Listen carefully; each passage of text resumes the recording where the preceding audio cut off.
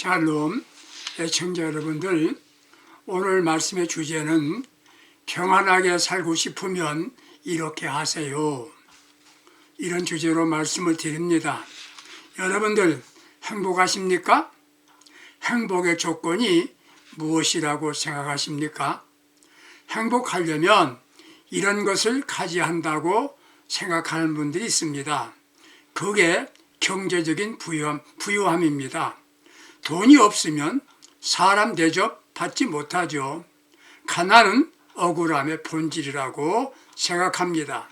다음은 건강이라고 말할 겁니다.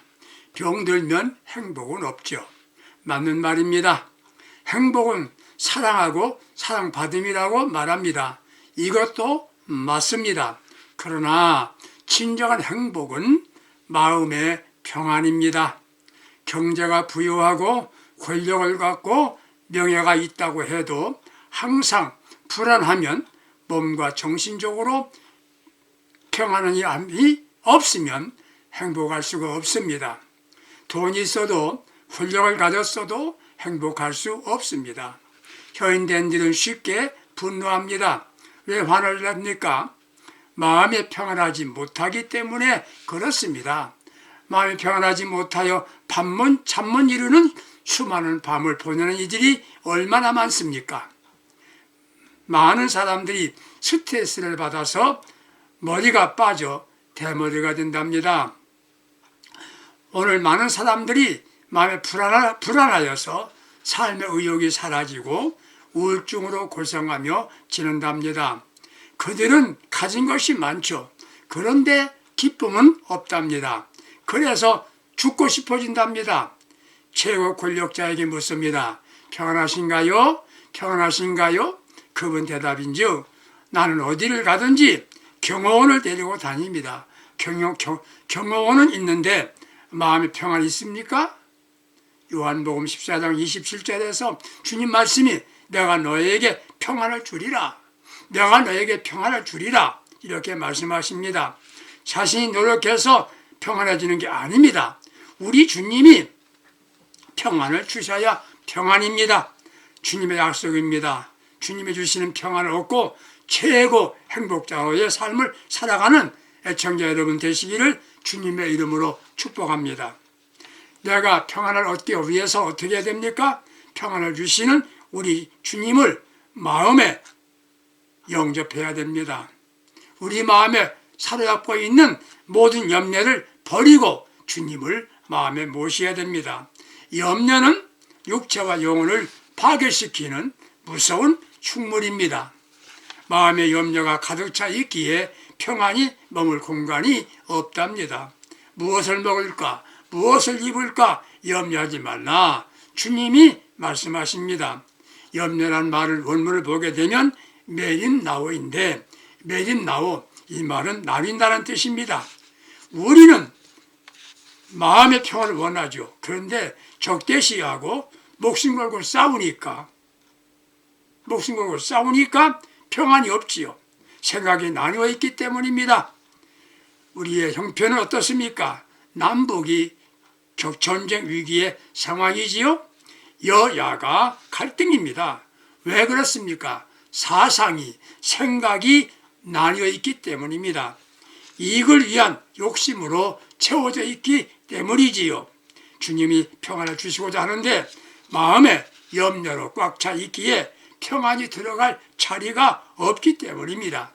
주님은 방법을 주십니다. 너희 모든 염려를 주께 맡겨버려라. 너희 염려를 내게 맡겨버려라.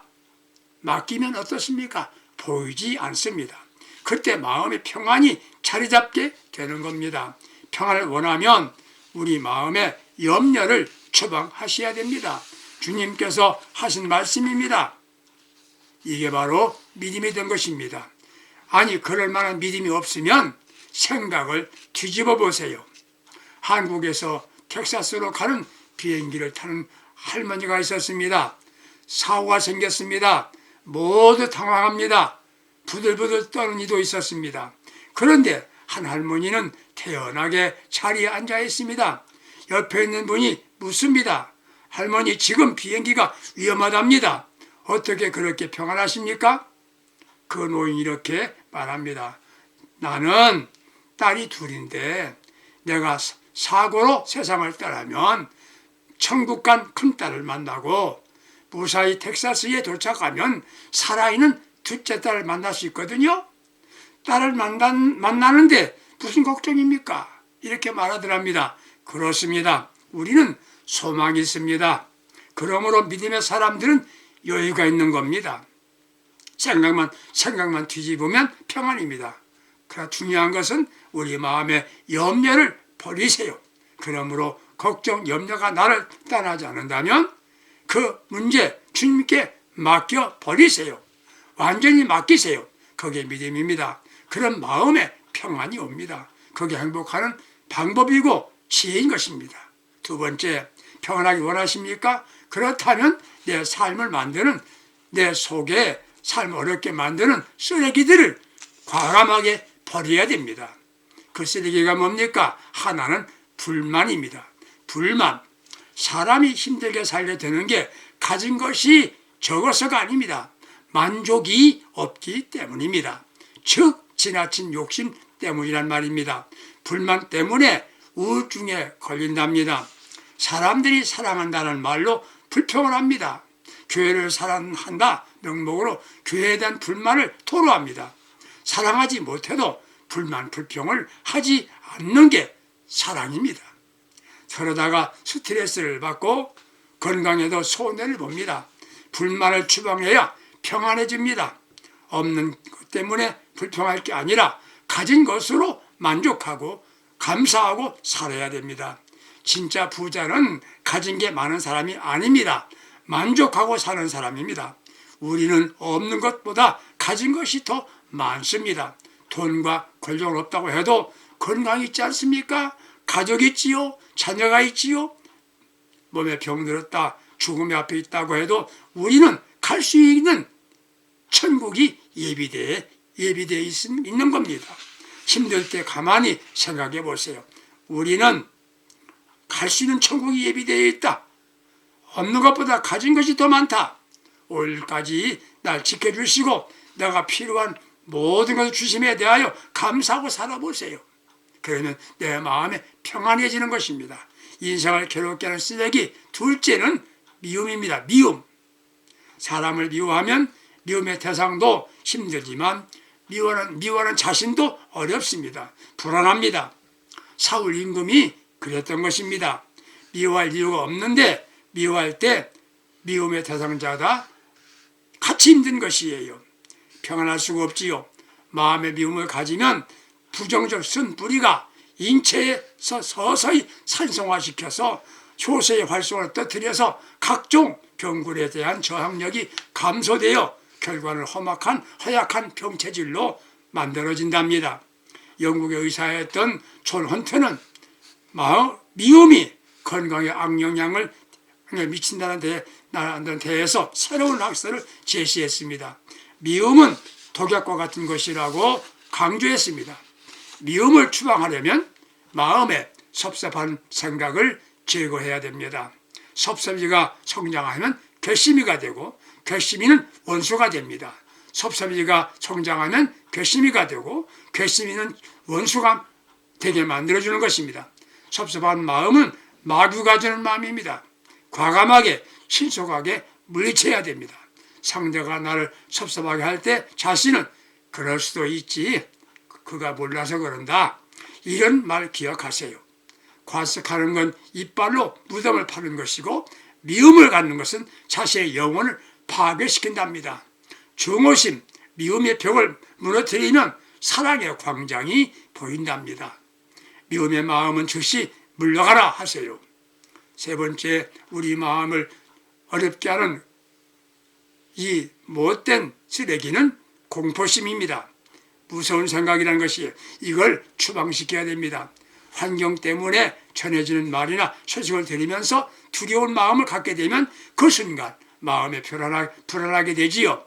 상상적 공포심이지요. 한국 사람 성인 4명 중에 한 사람은 공포심을 갖고 있다는 통계입니다. 이 두려운 마음이 정신적 장애를 만든답니다. 장애와 질병은 다르지요. 질병은 병이 더 악화로 진행할 수도 있지만 잘하면 치유됩니다. 장애는 진행도 치유도 불가능한 것을 말합니다. 장애 중에 정신장애가 있지요. 그게 바로 뭡니까? 두려움입니다. 공포장애는 늘 불안하게 살아갑니다. 자신의 몸에 적은 종양이 발견되면 종양은 아무런 문제가 아닌데도 그 종양이 암이다, 나는 곧 죽는다, 공포심을 갖게 되면 면역체계가 파괴되어 사망에 이르게 된답니다.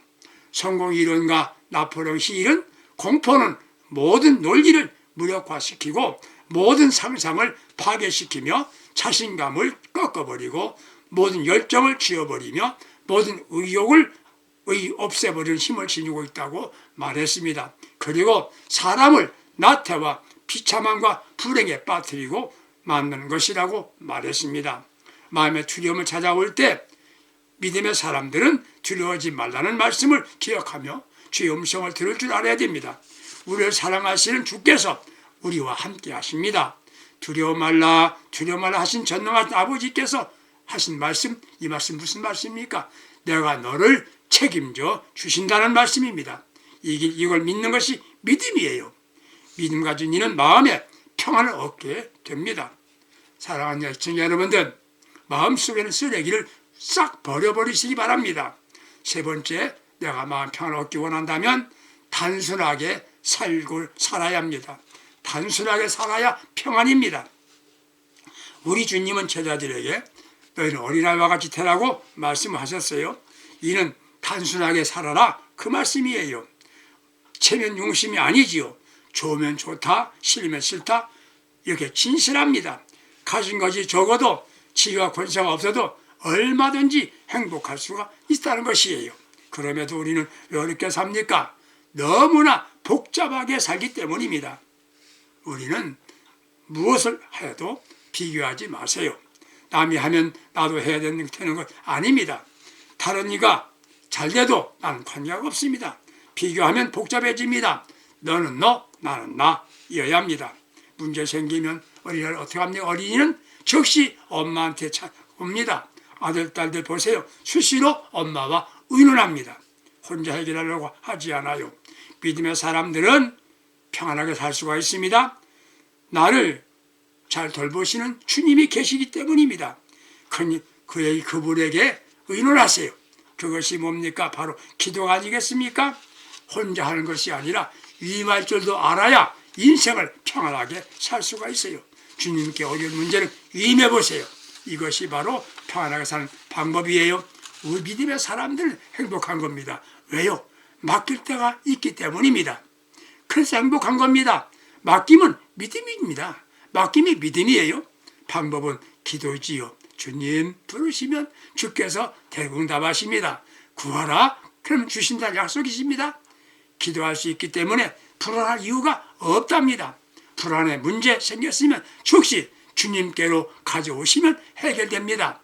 불안할 이유가 없습니다. 항상 평안하게 살 수 있습니다. 사랑하는 청자 여러분들, 주님께 맡기고 기도하면서 평안하게 살아보십시오. 단순하게 산다는 게 뭡니까? 자신이 대단한 사람이라 생각하지 않습니다. 즉 무슨 말입니까? 겸손입니다. 겸손함입니다. 사람이 언제 불안합니까? 너보다 나는 더 잘한다, 교만하고 자존심이 강할 때입니다. 그들은 모든 것을 다 알고 있다, 너는 나와 다르다, 이런 마음 가지면 평안하지 않습니다. 겸손하면 어떻습니까? 의논합니다. 배우려고 합니다. 묻습니다. 아는 에게 물어요. 그러므로 삶의 방법을 알게 됩니다. 슬기롭고 지혜로운 사람은 아는 이에게 묻습니다. 배우려고 합니다. 새로운 정보를 얻게 되고 삶의 유익을 얻습니다. 문제가 생겼으면 자꾸 묻습니다. 그러면서 자신을 바로 보게 됩니다. 유명한 에딘버러 대학의 제임스 심프슨이라는 사람은 진통제를 발명했지요. 누가 묻기를 선생님이 많은 것을 발명하셨는데 그 가운데 가장 위대한 발견은 무엇입니까? 물었답니다. 그런 대답하기를 가장 위대한 발견은 나는 큰 죄인이라는 것을 발견한 겁니다. 자기를 발견했다는 것이에요. 겸손한 사람은 자신을 알고 문제가 생기면 주님께 와서 맡기고 기도하기 때문에 평안해지는 것이에요. 교만한 사람은 힘들죠. 교만한 사람은 더 많은 스트레스를 받는답니다. 그래서 병이 생긴답니다. 없어도 있는 체 해야 되고 몰라도 아는 체 해야 되고 자존심 때문에 안 되는 것도 잘 되는 것 해야 되기 때문에 힘들게 된다는 것이지요. 사랑하는 청자 여러분들, 지금도 겸손하시지만 더 겸손해 보십시오. 자기보다 못하다고 생각되면 무시합니다. 교만입니다. 그러면 인간관계가 원만하지 못합니다. 마음에 편을 얻으려고 한다면 겸손해야 됩니다. 솔직해야 합니다. 비밀이 많은 사람은 무서운 사람입니다. 그리고 좋은 사람이 아닙니다. 어디에서나 겸손하세요. 지금도 겸손하지만 더 겸손하세요. 그러면 우리 마음에 평안이 옵니다. 주님이 평안을 주신다는 것이에요. 사랑하는 청자 여러분, 평안 얻기 원하십니까? 네 번째, 주님께로 오세요. 주님께로 오세요. 주님 말씀하십니다. 수고하고 무거운 짐진 자들아 다 내게로 오라. 마태복음 11장 28절 우리를 초대하십니다. 그러면서 나와 함께 하자, 이 말씀이에요.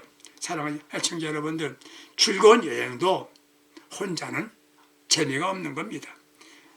무거운 여행도 즐겁지만 무거운 짐을 지고 여행하면 여행이 아닌 거고 괴롭고 힘들기만 하는 것입니다. 사랑하는 애청자 여러분들, 우리가 지고 있는 짐을 주님께 맡기세요. 내려놓으세요. 무슨 짐입니까? 죄의 짐이지요. 제 짐을 주께로 가지고 와야 됩니다. 그 제 짐은 자신을 무겁게만 하는 것이 아니라 마지막에는 지옥 가게 하는 것이 바로 제 짐입니다. 돌을 바다에 던지면 다 모두 가라앉습니다. 이같이 죄는 죽음과 저주, 불행으로 빠지게 만듭니다. 예수님만이 이 죄 문제를 해결해 주십니다. 예수님을 주님으로 영접하고 회개하면 제 짐은 없어집니다. 사람은 질병의 짐을 지고 고생합니다. 예수께서 십자가에 못 박혀 돌아가실 때 우리의 죄와 질병을 담당해 주셨기 때문에 회개하고 죄가 없어지고 또 기도하면 병이 없어집니다. 예수께로 와서 예수님 믿으시면 예수님께서 우리의 짐을 맡으시고 우리에게는 참 평안을 주시는 것입니다. 마태복음 11장 28절에 나는 마음이 오냐고 겸손하니 나의 멍에를 메고 나를 배워라, 이렇게 말씀합니다. 어차피 우리는 멍에를 메고 가게 되어 있습니다. 그 멍에를 나 혼자 맬 수 없습니다. 왜? 인간은 연약하기 때문이지요. 농경사회에서 쟁기를 메거나 수레를 끌 때 소 2마리가 매게 되어 있었습니다. 우리의 멍에를 주님과 같이 매는데 우리는 옆에 따라가면 주님이 끌고 가신답니다. 우리 옆에서 같이 가기만 하면, 우리는 주님 옆에서 가기만 하면 끄시는 분은 예수님이십니다. 그래서 자신은 가볍습니다. 평안하단 말이지요. 평안하단 말입니다. 그러면서 우리는 주님을 배워갑니다. 주님의 사랑을 배웁니다. 그때 자신에게 평안이 옵니다. 사랑하면 웰빙입니다. 사랑하면 평안입니다. 사랑하면 적이 없어집니다. 우리가 왜 불안합니까? 사랑을 배우지 못해서 그렇습니다. 부부가 살아도 사랑할 줄 모르고 있는 부부가 많아요. 사랑하면 평화입니다. 사랑하면 적이 없습니다. 적을 만들 줄 아는데 사랑할 줄 모르는 게 인간의 불행입니다. 사랑처럼 강한 힘이 없습니다. 사랑 공부를 해야 됩니다. 사랑이 무엇인가? 사랑은 주는 거지요.